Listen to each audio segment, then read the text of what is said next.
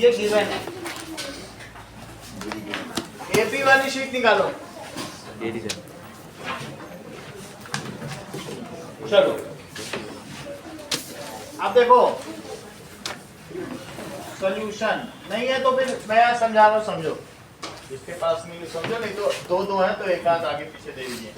अब देखिए A8 कितना होता है, it is A plus 7D, तो 0 is equal to A plus 7D, ठीक है। अब A38 देखो, हम RHS लेते हैं, ये RHS 3 into A18 low, 3 into A18, A plus 18 minus 1D, 3 into A plus 17D। लेकिन A की जगह क्या रखा जा सकता है, यहां से देखो, A is equal to minus 7D, तो this is 3 into minus 7D plus 17D। यहां तक ठीक है। अब जरा देखो, that is equals to 3 into 10D, that is 30D हो गया। LHS भी ले लो, तो LHS से क्या होगा, A38 है, A38 को क्या लिखा जा सकता है, A प्लस 37D। A को क्या लिखा जा सकता है बताओ, A को लिखा जा सकता है माइनस 7D और प्लस 37D। तो क्या ये 30, बात नहीं करिए, 30D, तो इससे क्या पता चल जाए कि RHS LHS इक्वल है। तो 3 times of 18th term is equal to 38th term, hence proved RHS is equal to LHS, hence proved. अगला सवाल देखो, 12th question, sum of n terms of sequence. हमें कोई एक सीक्वेंस दिया है जिसमें an की वैल्यू क्या है, 5 माइनस 6n, और आपको पता क्या करना है, फाइंड Sn, यही दिया है। तो अब a1 निकालो, 5 minus 6 into 1, that is 5 minus 6 into minus 1, a2 निकालिए, 5 minus 6 into 2, 5 minus 2, that is minus 7। अब a3 भी निकाल लो, 5 minus 6 into 3, that is 5 minus 18, it is equals to minus 13। वैसे वो कह रहा है कि ये सीक्वेंस है, सीक्वेंस इज इन एपी। इससे एक कोई सीक्वेंस होता है, सीक्वेंस कुछ भी हो सकता है, ज्योमेट्रिक सीक्वेंस भी हो सकता है, अर्थमेटिक भी हो सकता है, हार्मोनिक, लेकिन हमारे सिलेबस में सिर्फ अर्थमेटिक है। तो अब हम देखेंगे कि क्या ये अर्थमेटिक है, क्या ये एपी है। तो चेक करो, a2 minus a1, it is minus 7 minus minus 1, तो कितना आ जाएगा, और a3 माइनस a2 निकालो, तो minus 13 minus minus 7, that is minus 13 plus 7, तो कितना आ जाएगा। तो इसलिए so it is an AP with a is equal to minus 1 and d is equal to minus 6। अब हमें Sn निकालना होगा, तो Sn का क्या फार्मूला होता है, n by 2, 2a plus n minus 1d, that is n by 2, 2 into minus 1 plus n minus 1 into minus 6, so n by 2 minus 2, यहां से देखो तो minus 6n plus 6, n by 2 minus 6n plus 4, ठीक है। तो that is n by 2 4 minus 6n। अगर 2 से और कट कर दिया जाए तो क्या ये 2 माइनस 3n हो जाएगा, 2 कॉमन ले कट कर लो, तो क्या फार्मूला हो जाए, फाइंड द सम, यही इसका आंसर। 14th क्वेश्चन, नाउ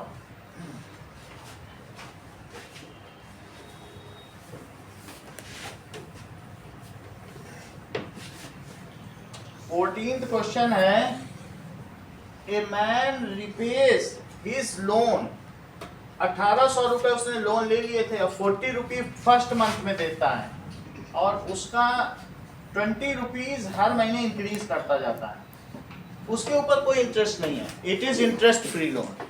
तो 1800 रुपये वो कैसे कितने महीनों में पे कर पाएगा? So man takes loan of rupees 1800। So in first month में कितना पे करेगा? he pays rupees 40, और next month rupees 60, and onwards increases 20 rupees every month. तो जब उसका टोटल 1800 हो जाएगा तब तक उसे पे करना। Let he pays total loan in n मंथ्स, ठीक है, let he pays total loan in n months.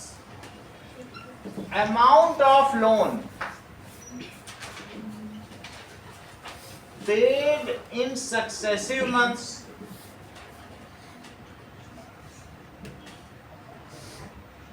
starting from first month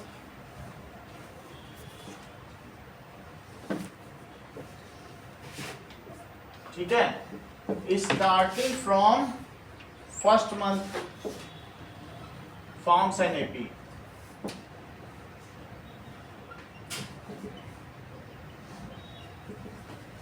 कौन सा है?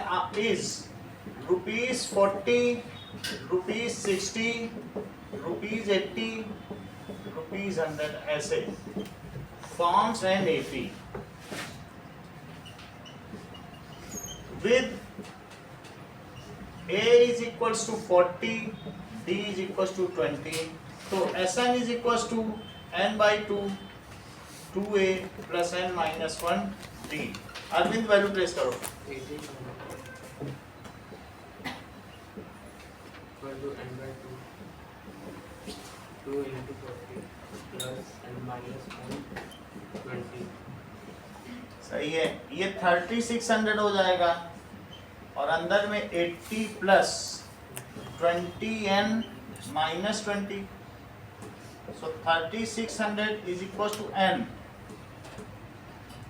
20n प्लस 60, 20 कॉमन लेकर यहाँ डिवाइड कर दो, तो 3600 इट इज 20n, तो n प्लस 3, 20 नीचे आ गया, 3600 बाई 20 इट इज n, और n प्लस 3, 0 से 0 कट गया, ये 180 हो गया, 180 is equal to n square minus 3n, so n square minus 3n minus 180 it is plus का 3 सॉरी प्लस का 3। अर्षिता मिडिल टर्म स्प्लिटिंग करो।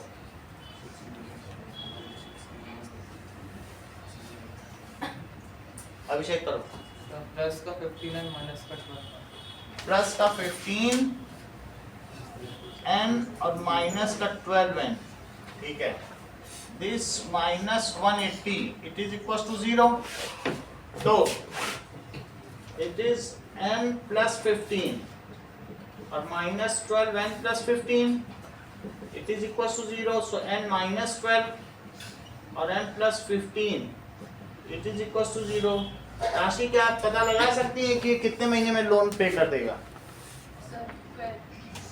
सो n इज इक्वल टू 12 और minus 15, so he will pay, ये तो not feasible, not applicable, his loan in 12 months.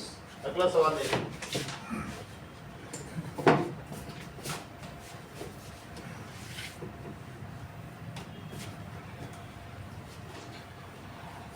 Now ममता के पास घर खरीदने के दो ऑप्शन हैं। ममता को एक घर 22 लाख में पड़ रहा है, 22 लाख में चाहे तो वो एक घर ले सकती है, नहीं तो वो ऐसा भी कर सकती है 4 लाख एक बार में दे दे, 22 लाख का घर है, 4 लाख दे दे और 18,000 को वो किस्तों में चुकाए विद इंटरेस्ट, इंटरेस्ट भी लगेगा। तो 10 लाख को हम्म? 10 लाख बचे ना 10 लाख कैसे बच जाएंगे अगर 22 लाख का घर है? Balance in 18 instalment. अब आगे का बता रहे समझा। 13 तो कर रहे हैं। क्वेश्चन नंबर 13 देखिए, पहले 13 देख लो। A sum of 2,000 is invested at 10% per annum simple interest. Calculate the interest at the end of each year. 2,000 रुपए जमा कर दो बैंक में।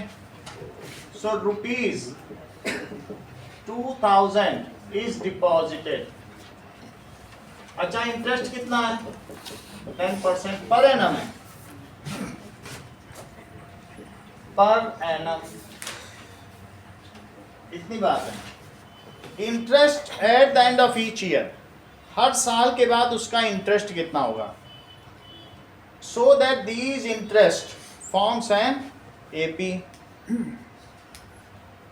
Using this fact find the interest at the end of 30 year, interest at the end of each year. अब इसमें कह रहा है 10% एनुअल सिंपल इंटरेस्ट, तो calculate the interest at the end of each year. ये भी नहीं बता रहा कंपाउंड इंटरेस्ट, इसको चेक करना, क्योंकि नहीं तो फिर ये कांस्टेंट एपी बन जाएगी, वही उसको इंटरेस्ट मिलता रहेगा। इस क्वेश्चन में थोड़ा क्लियर नहीं है।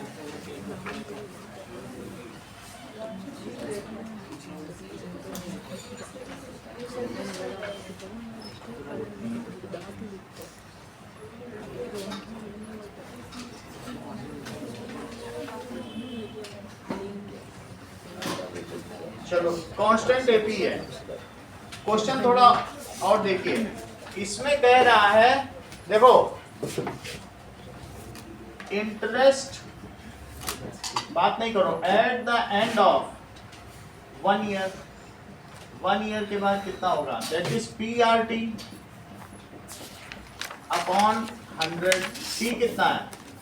2000। रेट ऑफ इंटरेस्ट कितना है? 10 और 1 ईयर, तो ये कितना हो जाएगा? 2 जीरो कम हो गए, तो ₹200 हो गया।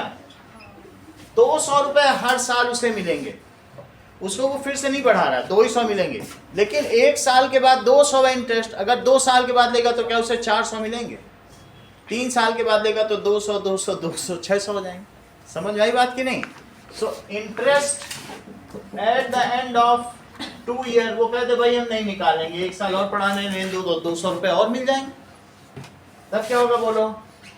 PRT by 100, that is 2000 into 10 into 2 by 100, so 2 zero cut गए, it is 400। और इसी तरीके से interest at the end of 3 year कितना होगा? 2000 into 10 into 3 by 100, 2 zero cut गए। सो इससे क्या पता चलता है? This will form an AP with first term ₹200 and D ₹200। Sir दूसरी साइड में इधर का ठीक है। अब देखिए, सो इंटरेस्ट, सर इसमें इंटरेस्ट है नेट ऑफ सेकंड ईयर, मतलब क्या है कि वो 200 जोड़ के 200 हर साल बैंक 200 रुपए दे रहा है। तुमने पहले साल लिया तो तुमको 2000 मिल जाएंगे, 200 और मिल जाएंगे। तुमको नहीं 1 साल और पढ़ा रहने देंगे, 200 और दे देगा बैंक। और सम आ रहा है। तो eight the end of year, ये नहीं दिया कि एवरी ईयर तो 200 रहता, लेकिन eight the end of second year तो दो बार 200 हो गए ना, 3 साल में तो 3 बार 200 हो गया। है सिंपल इंटरेस्ट, सही है। तो interest at the end of successive years starting from end of first year, first year नहीं लिखना, end of first year। तो ये है ₹200, ₹400, ₹600 forms an AP, और एक ऐसी AP है with A is equals to ₹200 and D is equals to ₹200।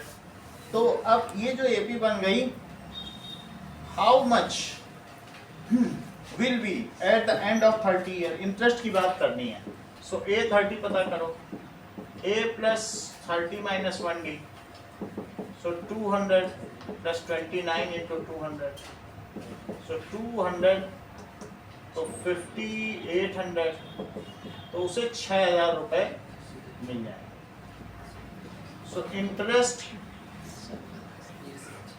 at the end of 30 years is ₹6,000। ममता एक घर खरीदना चाहती है जिसकी कीमत 22 लाख रुपए है। वो चाहे तो लंप सम पेमेंट कर भी सकती है। तो एक बार में भाई जो भी पैसा है इस पर रेट कितना लिखा है, 22 लाख। तो अब इस घर को खरीदने के लिए वो कह लो सारा पैसा लो और हमें दे दो। तो ये a option, she can pay lump sum of all amount 22 lakh, ऐसा कर दे। या वो कहे नहीं 4 लाख अभी देंगे, बी ऑप्शन। और शी पेज ₹4 लाख, 4 लाख कर दे और कह दे 1 लाख रुपए हर साल हम देंगे, और जो पैसा बचा रहेगा उसका देंगे। अभी जैसे तुमने 4 लाख दिया तो कितना बच गया बताओ हमको। 22 लाख अगर तुमने 4 लाख रुपए पे कर दिया, कितने रुपए बच गए? 18 लाख है। कहते 4 लाख रुपए ये लो, अब अगले साल आना, इस 18 लाख का इंटरेस्ट भी दूंगी और 1 लाख और फिर अगले साल आना। जब मैं 1 लाख, फिर मैं वो 18 लाख का इंटरेस्ट मांगेगा, भाई इंटरेस्ट दो 10% के हिसाब से दे देना, और कह देना ये 1 लाख है, 17 लाख बचे हैं, अगले साल 17 लाख का इंटरेस्ट मिलेगा, 1 लाख और दूंगी, हर साल 1-1 लाख देती जाऊंगी, लेकिन जितना पैसा बचा रहेगा उसका इंटरेस्ट मिलेगा। तो ये कितने दिनों तक चलेगा और कितना उसे एक्स्ट्रा देना पड़ेगा, ये पूछा गया। सही है। तो अब ये फिर क्या होगा, एंड इंटरेस्ट कितना दे रही बताओ, 10%, and each year, and of each year, and at end of each year she pays 1 lakh and interest on remaining amount, जो बचा रहेगा उसी का करेगी, interest on remaining amount at the rate 10% per annum, इस रेट से देगी। सही है। दोनों चीज तुमको समझ में आई तासी, या तो पूरा पैसा एक साथ दे दे, दूसरा कैसे 4 लाख अभी दे और कह दे अगले साल आना, 18 लाख जो बचा उसका इंटरेस्ट भी ले जाना, 1 लाख और ले जाना, 1 लाख प्रिंसिपल में ले जाना, बाकी इंटरेस्ट लेते जाना। ठीक। तो एट द रेट,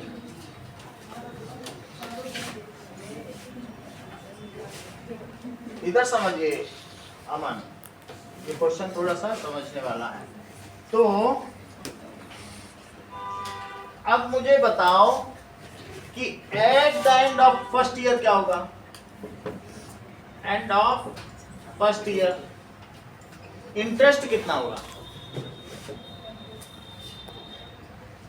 इंटरेस्ट लिखो प्री आरटी बाई 100, कितना पैसा बचा है, पहले लिखो रिमेनिंग अमाउंट, रिमेनिंग अमाउंट कितना बचा है, तो 22 lakh minus 4 lakh, it is 18 lakh. सही है। 18 लाख पे इंटरेस्ट देगी, तो 18 लाख में कितने जीरो हो जाएंगे, चलो लाख में भी लिख सकते हो, मैं लाख में लिखा देता हूँ। ये 10 है और ये कितना है 1 साल का ही तो टाइम है। अच्छा 0 से 0 कट गया, कितना आ गया बोलो? 1.8 लाख। कितना देना पड़ेगा इंटरेस्ट? 18 लाख का कितना इंटरेस्ट पड़ गया देखो। अच्छा बताओ eight the end of 1 year, सिर्फ सर्वा तेज हो गए तो बता ले जाओगे, वो कितना पे करेगी ममता? बात कर रहे होगे तभी नहीं बता पाओगे, अदरवाइज बता ले जाओगे। 19.83 बोलो 19 लाख एक बार। चलो नैतिक बताओ। 2.8 इतना ही था, बताना। देखा, दिमाग नहीं लगा पाते। चलो कोई बात नहीं। अब ये तो इंटरेस्ट पे करेगी और 1 लाख रुपए प्रिंसिपल में से 18 लाख है, उसमें से भी तो 1 लाख देगी। Now at the end of, उसको डिस्टर्ब मत किया करो शिव शर्मा को, जब पढ़ा रहे वो ऐसे ही कितना मुश्किल से बता पाता है। Now at the end of 1 year she pays, how curse, वो कितना पे करेगी? ये ज्यादा दिमाग हुआ, तभी तो जोड़ी सही बैठती है। दिमाग वही, एक अंधा एक कोढ़ी और राम में लाइन जोड़ी तो एक अंधा एक कोढ़ी, तो फिर उस ऐसी जोड़ी मिलती भी है, भगवान बना के ऊपर से भेजता है। ठीक है, pairs are made in heaven. चलो अब देखो, at the end of 1 year she pays 1 lakh principal amount and the interest जो बचे का है 1 लाख। सिर्फ बचा तो 17 लाख में 1 लाख तो दे दिया। देखो अब तुमने घर खरीदा 2024 में खरीदा, तो तुमने उसको 4 लाख बोल दिया, बोला अब हम नहीं देंगे, क्या अभी और कर दोगी? अभी लो और 2 लाख, वो थोड़ी बोलोगे, बोला अगले साल आना, जब और कमाएंगे तो तुम्हें और देंगे। अब 2025 के एंड में, अभी तुम किस महीने में हो? दिसंबर में, तो फिर वो दिसंबर में आ जाएगा 2025 में, कहेगा हाँ 18 लाख का इंटरेस्ट दो, तो वो ठीक है लो, 1.8 लाख होता है, ये भी लो, और जो 4 लाख के साथ 1 लाख और लो, जोड़ते जाना, तुम्हारा 22 हो जाए, फिर हम नहीं देंगे। फिर हम 1 लाख दे देंगे, तो अनपेड तो 17 ही बचे, तो 17। अब उस 17 का अगले साल देगा, क्योंकि दिसंबर 24 से दिसंबर 25 तक, 24 अभी खरीद रही हो, 1 साल बाद जब दोगी तो जो 18 उसी का तो इंटरेस्ट दोगी, 18 लाख का दोगी कि नहीं? अब जब वो लेने आएगा तो इतना दे के नमस्ते कर लेना, चाय पिला देना, इतना करोगे। अब बताओ कितना रिमेनिंग बचा? एक तो तुमने प्रिंसिपल में से भी दे दिया ना, एक प्रिंसिपल में दे दिया, हर साल 1 लाख प्रिंसिपल देना है, ऐसा उसमें लिखा हुआ। Every year she pays 1 lakh principal and whatever is the interest on remaining amount. इतनी बात हो गई। अब next year 1 lakh principal amount plus और क्या देगी बताइए? प्लस 1.8 लाख। इतना किसमें देगी? इंटरेस्ट। तो शी पेज टोटल इतना तो कर रही है 2.8 लाख, लेकिन हम जोड़ेंगे नहीं, इतना ही रखेंगे 1 + 1.8, क्योंकि एपी जब बनेगी फिर नहीं तो वो वादा करेगा। सही है। अच्छा बताओ eight the end of 2nd year अब कितना पैसा बच रहा है? 1 लाख अगर प्रिंसिपल से दे दिया, रिमेनिंग अमाउंट बोलो। नाउ रिमेनिंग अमाउंट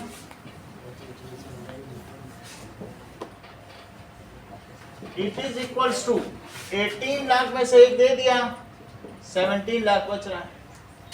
ठीक है। Interest at the end of 2nd year, interest at the end of 2nd year it is equals to PRT/100। Utkarsh value place करो। 70 × 10 सही है। 17 लाख इंटू 10 इंटू 1/100, तो ये कितना आ जाएगा? सही है। शिव शर्मा 2 साल के अंत में ममता कितना पे करेगी? करेक्ट। दैट इज 1 लाख तो प्रिंसिपल का करेगी और 1.7 लाख इंटरेस्ट हुआ। हर साल उसे एक प्रिंसिपल का तो करना ही है, क्योंकि प्रिंसिपल से ही उसको प्रमोशन मिलना है। टीचर को किससे प्रमोशन है? प्रिंसिपल ही तो देगा ना। Eight the end of 2nd year she pays 1 lakh, तो 1 लाख और किसमें प्लस 1.7 लाख। इतना सुजैन तुम्हें समझ में आई बात की नहीं? अब मुझे बताओ ममता पेज और कब तक पे करेगी? ये तो दूसरा साल है, जरा देखो 18 लाख है, तो फिर eight the end of 18th year वो कहेगी 1 लाख बचा था, हर साल लेके कर रही, 18 इंस्टॉलमेंट है तो 18 बार करना, eight the end of first में 1 निकाला, तो eight the end of 18th year कुछ नहीं बचेगा, वो 1 लाख बच जाएगा, हर साल तो एक कर रही ना, 18 टर्म्स तो बनेंगी ना एपी की। तो जब वो आखिरी लाख देगी, लोग बोलेगी 1 लाख ये पकड़ो, और 1 लाख का जो इंटरेस्ट बन रहा था इस साल का, ये रहा उसका इंटरेस्ट, और लोग पकड़ो कुछ नहीं बचा, घर की चाबी लाओ। सही है? तो 18 टर्म्स हुई कि नहीं हुई? चलिए अब हम देखें, so now she pays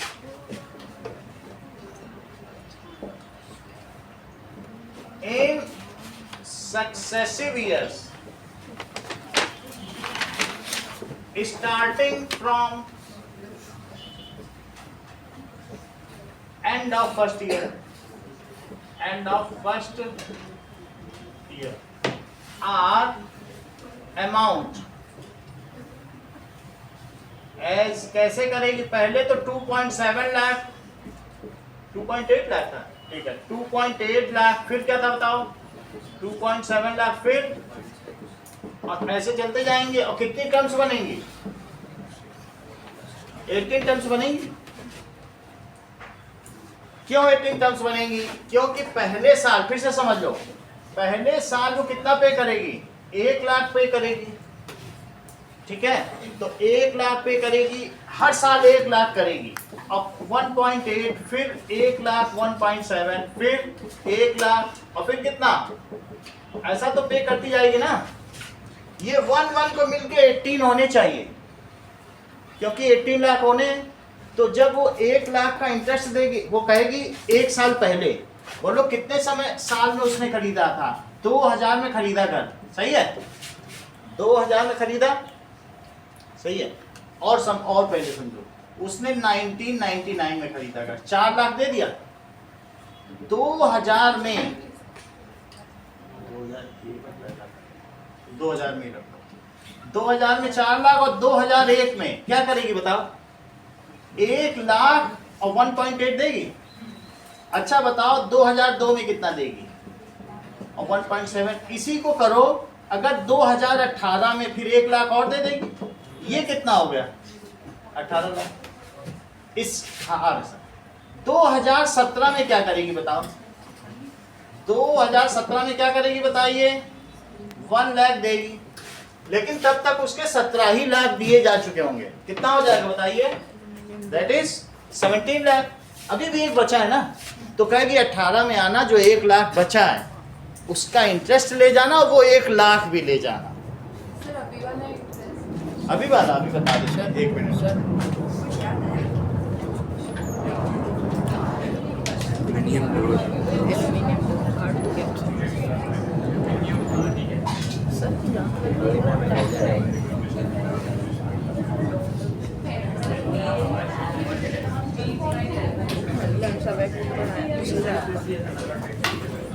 पढ़ने की बात नहीं थी, ध्यान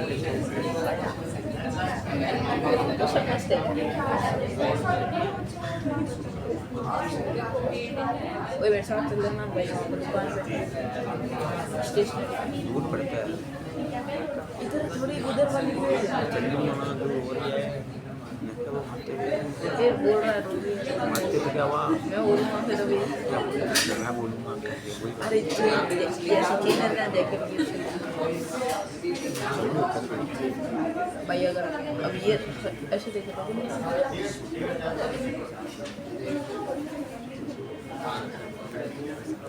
नहीं बल्कि धीरे बोल रहा मैं कहूँ, इसकी आवाज़ आपको पता है, इसकी आती है सारी बैठे मारेगा फिर ऐसे करना मारेगा तो नहीं क्या? ये 17 लाख हुए, अब 1 लाख बचेगा, तो ये देगी, और फिर जो यहाँ तक तो फिर वो इंटरेस्ट देगी, फिर अंत में क्या देगी? 2018 में ये 1 लाख लो और 1 लाख का इंटरेस्ट 10,000 बनता है। हमें उन सबसे लेना देना नहीं है, एपी अपने आप खुद ही कवर कर लेगी। लेकिन तुम इतना तो समझ गए कि 18 टर्म्स बनेगी, क्योंकि 18 फंडामेंटल मेन प्रिंसिपल इंस्टॉलमेंट देनी तो 18वीं तो देने तक तो होगा कि नहीं। इतना समझ में आ गया कि नहीं।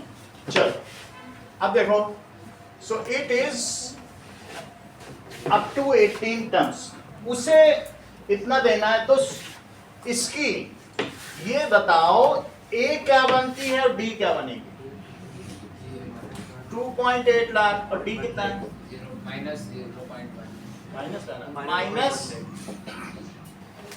S18 निकालो, Sn it is n by 2, 2a plus n minus 1d, तो S18 it is equal to 18 by 2, 2 into 2.8 और plus 18 minus 1 into minus 1 minus 0.1, तो 9 हो गया, 5.6 और प्लस 17 into minus 0.1 कितना हो जाएगा 5.6 और माइनस 1.7, जरा माइनस तो करो, 3.9 आ रहा है, 3.9 मल्टीप्लाई करो,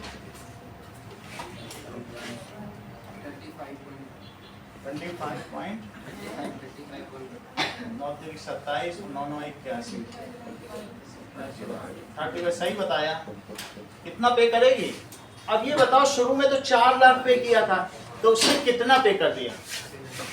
शी टोटल पेज 4 लाख और प्लस 35.1, तो कितना हो गया 39.1 लाख। अगर शुरू में ही दे देती तो 22 होता, तो इससे उसको कितना एक्स्ट्रा देना पड़ा। सी पेज एक्स्ट्रा अमाउंट बताओ। नाउ 17 लाख हो गया,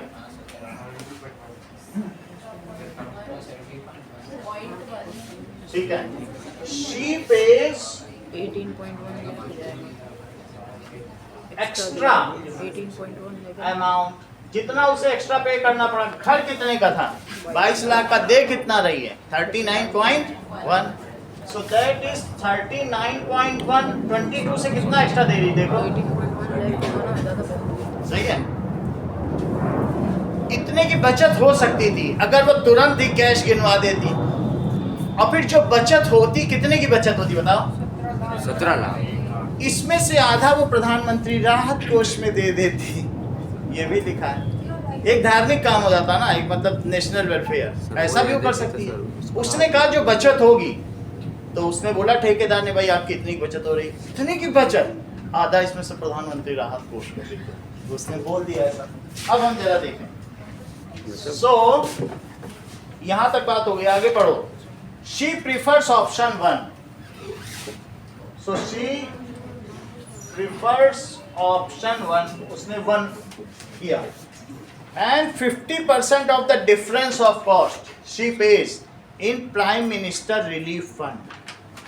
सो 50% ऑफ डिफरेंस कितना हो जाएगा, तो 50% जरा निकालो तो इसका कितना आ जाएगा 1/2 इंटू 17.1, बोलो कितना हो गया, तो 816 इतना lakh. She donated to prime minister, that is national relief fund, by choosing to pay and donating what value is shown by Mamta, that is concern to issues, ठीक है, सोशल इश्यूज, मोदी सरकार, ठीक है। और इसके अलावा क्या है, वो she is patriotic. Sir math में ऐसे क्वेश्चन भी आते हैं क्या? पहले आया करते थे। चलो अभी आपके 4 क्वेश्चन है, 11 से 15 करो, 11 to 15, बाकी आगे के क्वेश्चन में डिस्कस करा रहा हूँ, 5 को करो। पेपर है सभी के पास, क्यों कितने लोग पास है आगे, ओके सही है ना भैया। पेपर ये ले लो, बाकी शेयर कर लो, और तो हमारे पास नहीं। अभी तो इसी पेपर की तो बात मजाक हुई करो। थी। बोलो क्या कह रहे हो? सर कुछ नहीं कह रही। नहीं, किसी की आवाज क्यों बंद कराती है? सर बोल रही ये पेपर तो कर लिया ना। हाँ चलो, देखो 2 कंसेंट्रिक सर्कल्स हैं, 2 कंसेंट्रिक सर्कल्स हैं। अभी तो मैंने सब लोगों ने यही काफी रचीदानी करनी सर होना चाहिए। तो अब ये जरा देखो, एक सेंटीमीटर रेडियाई है और दूसरे की कितनी है? 10 सेंटीमीटर है, ठीक है। 8 सेंटीमीटर रेडियस और दूसरे का कितना है? 10 सेंटीमीटर है। तो बोलो ये पाइथागोरस थ्योरम लगाओगे तो ये कितना हो जाएगा? तो अब perpendicular drawn from centre to chord bisects the chord, तो इसलिए OABM, तो ये AB कितना हो जाएगा? That is 2 times of AM.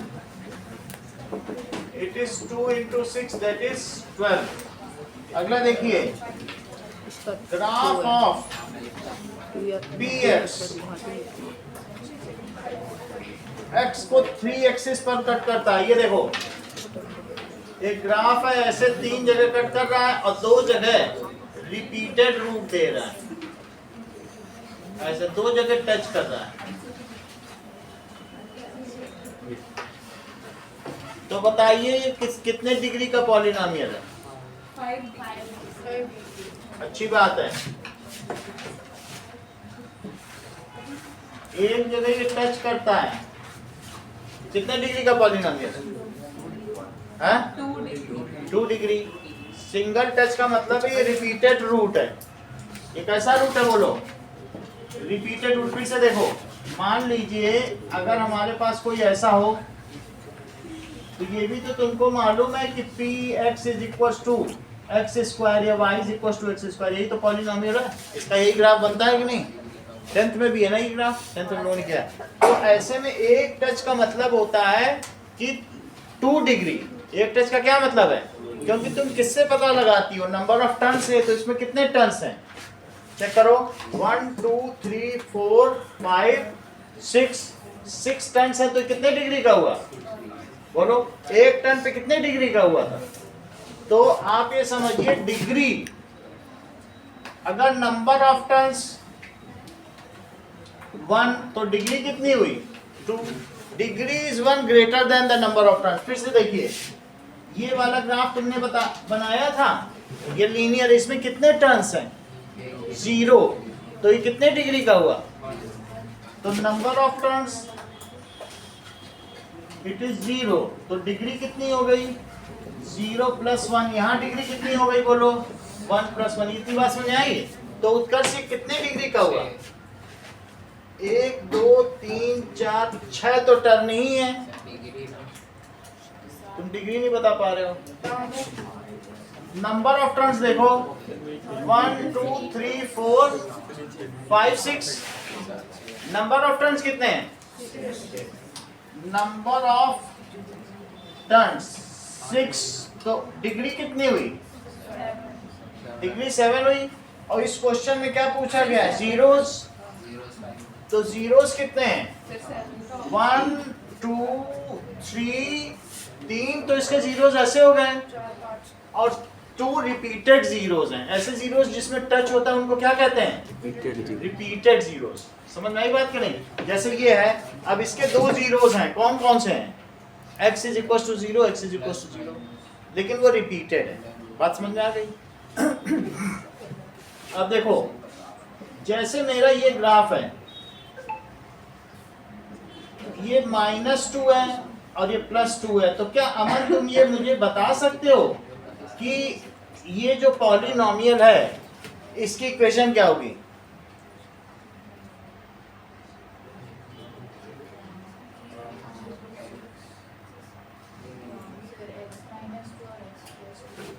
ये करेक्ट बता नहीं। सो दैट इज, ये जो px होगा it is equal to x² - 4।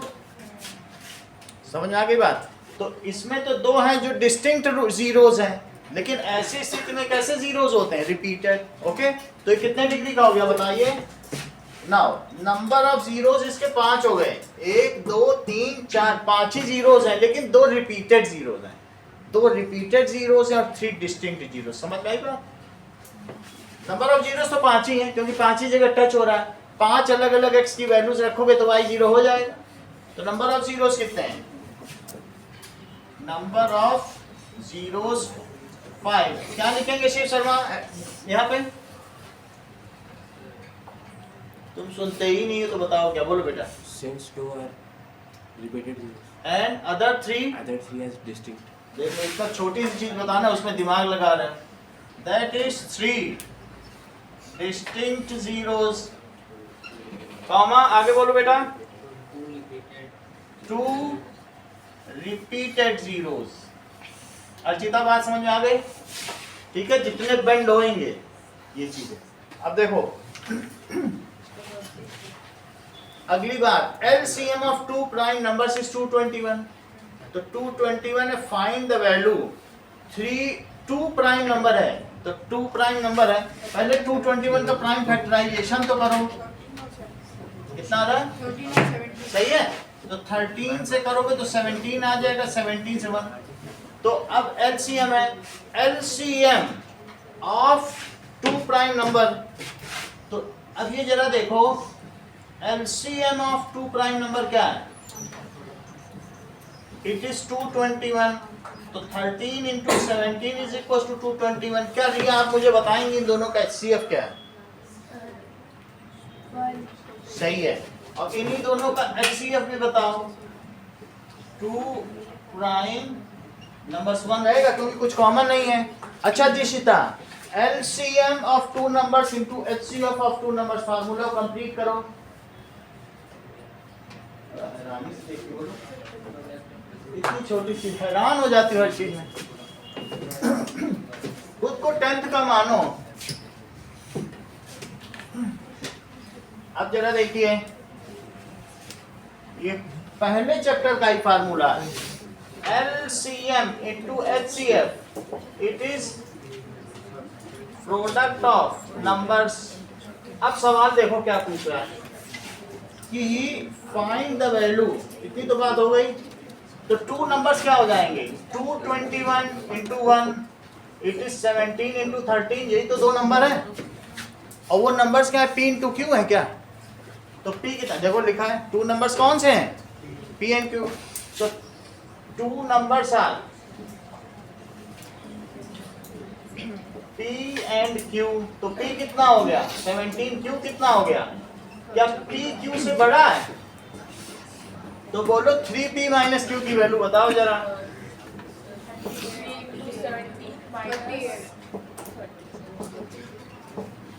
38 इसका ऑप्शन हो जाएगा। Total number of factors tissue, किसी प्राइम नंबर के कितने फैक्टर्स होते हैं? बोलो बताओ।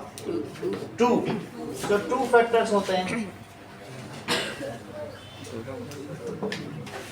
हाँ अमन, किसी प्राइम नंबर के कितने प्राइम फैक्टर्स होते हैं?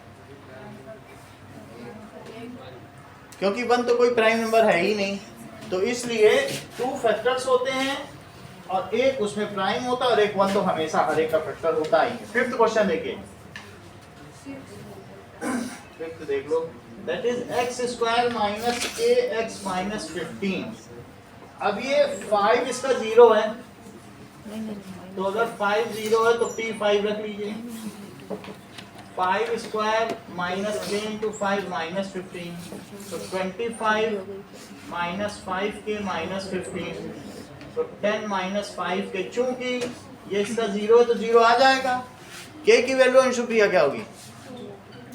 तो k it is equals to 2। 6th question देखें, 2 आ गया ना।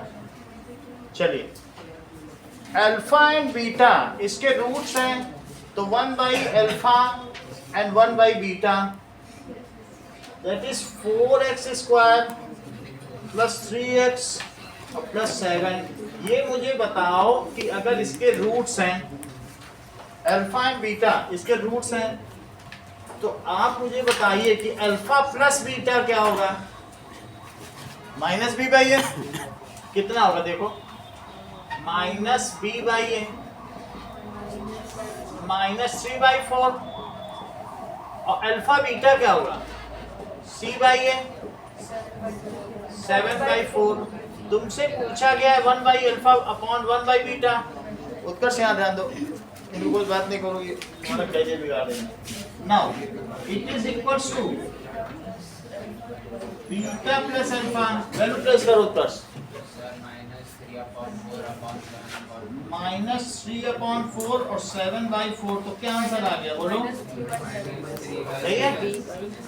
अगला सवाल देखिए, सर -3/7 लिखो। नाउ अगर टू इक्वेशंस कोइंसाइड कर रही हैं, ठीक है, the graph of two linear equations if coincide, तो क्या क्राइटेरिया होता है, दैट इज 5x + 7y = 3 और 15x + 21y = k। तो a1/a2 = b1/b2। दिशिता इज, अब इसके आगे बताओ कुछ, इज इक्वल टू बनेगी नॉट इक्वल टू, हाँ सुजैन, c1/c2। तो 5/15 इट इज 7/15। रिया आगे कंप्लीट करो,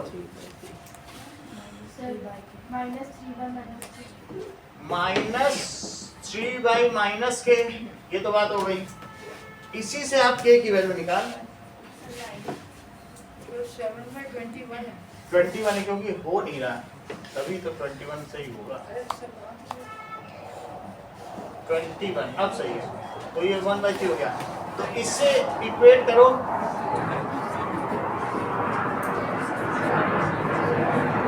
तो k = 9। 8th क्वेश्चन देखो, the common difference of AP, now D = क्या फार्मूला होगा, an - an-1। ये बात तुम्हें समझ आती है, nth टर्म में से n-1th टर्म घटा दो। an का क्या फार्मूला चेक करो, दैट इज 3n + 7, और इसका क्या फार्मूला है, 3n - 1 + 7। सही है, तो ये बात समझ आई भाई, nth में से n-1 घटा दीजिए, तो इस 7 से तो 7 सीधा ही कट गया, और 3n - 3, 3n में से 3n भी कट गया, कितना आंसर आ गया, 3 आ गया। 9th क्वेश्चन में अगर हम देखें तो अरविंद AD अपॉन क्या लिख देना चाहिए बताओ, AD अपॉन दोनों लगा सकते हो, AD अपॉन AB भी लगा सकते हो, पैरेलल है तो सिमिलर ट्रायंगल भी तो हुए, छोटा ट्रायंगल अपॉन बड़ा ट्रायंगल, उनके रेशो, तो AD upon AB it is equals to AE upon AC, that is 8/12। It is equals to 12/AC पूछा गया क्या, ठीक है, 12/AC। तो क्या हो जाएगा, 2/3 इट इज 12/AC, तो 2AC इट इज 36। तो AC कितना हुआ, AC 18 हो गया। 10th क्वेश्चन देखिए, HCF of smallest 2-digit composite number and smallest composite number। Shiv Sharma क्या आप मुझे बताएंगे 2-digit composite number smallest, सही है, और smallest composite number, बिल्कुल सही जानते हैं। तो smallest 2-digit composite number, 2 digit का कंपोजिट नंबर 10 है, और स्मॉलेस्ट कंपोजिट नंबर